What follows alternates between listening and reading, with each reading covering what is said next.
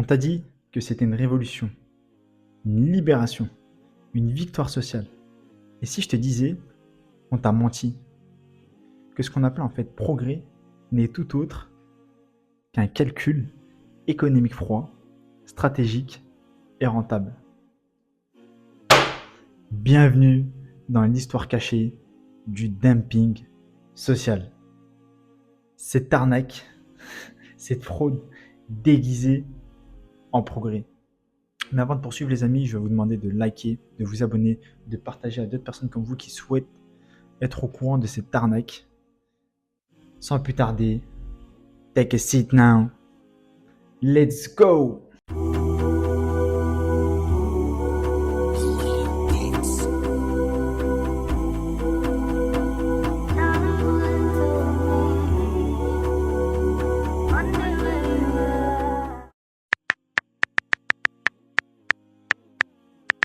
Alors avant de débuter cette vidéo, je vais faire un point sur deux choses. Je ne suis pas misogyne et je ne suis pas antiféministe. Je suis juste une personne qui rapporte des faits factuels et qui donne son opinion ou son avis sur ça. Alors avant les années 70, ça peut paraître fou ce que je vais vous dire, en Occident, en Europe, avant les années 70, la norme en Occident était le salariat masculin. C'était une société patriarcale. L'homme subvenait aux besoins du foyer et la femme gérait le foyer, s'occupait des tâches, s'occupait des enfants.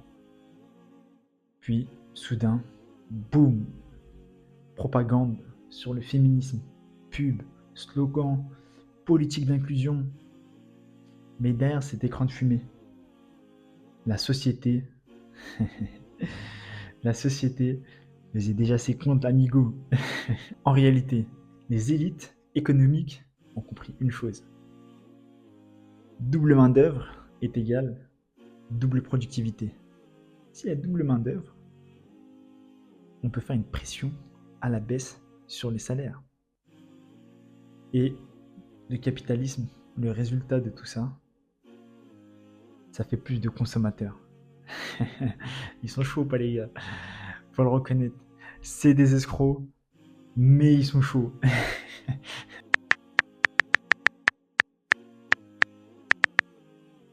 Attends, tu dis quoi là, l'alchimiste?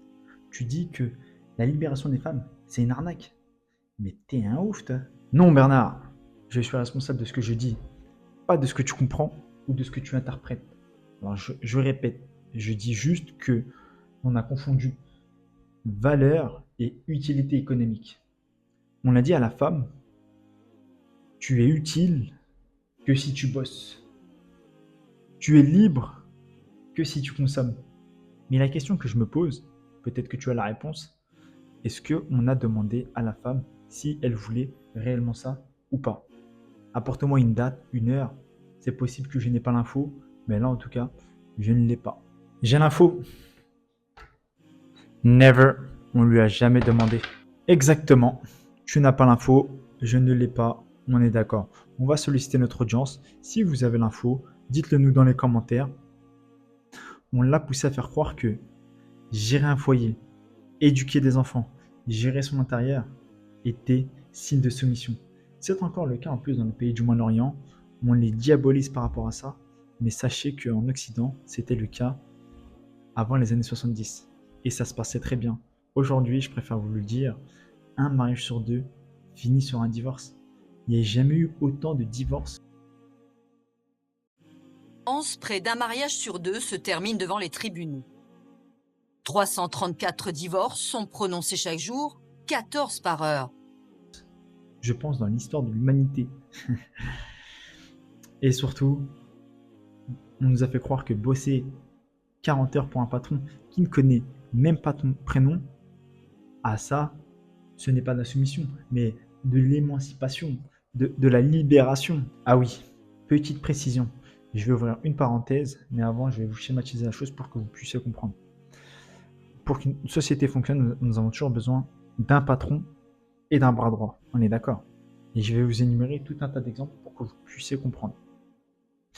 Pour qu'une entreprise fonctionne, nous avons besoin d'un patron et de son bras droit.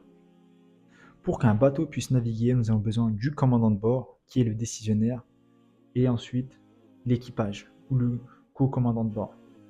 Pour qu'un avion puisse fonctionner, puisse survoler les cieux, nous avons besoin d'un pilote de ligne, qui est le principal décisionnaire, et le copilote. Pour qu'une société fonctionne, nous avons besoin d'un président ou d'un roi et de son premier ministre. Et bien là, c'est exactement pareil pour un foyer.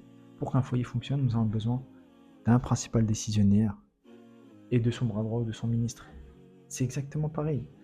Juste qu'ils veulent rendre l'homme égal à la femme. Chose qui n'est impossible scientifiquement. L'homme n'a pas les mêmes attributs qu'une femme et une femme n'a pas les mêmes attributs qu'un homme. Fin de la parenthèse. Le résultat dans tout ça, les salaires stagnent. Le coût de la vie, lui, a explosé.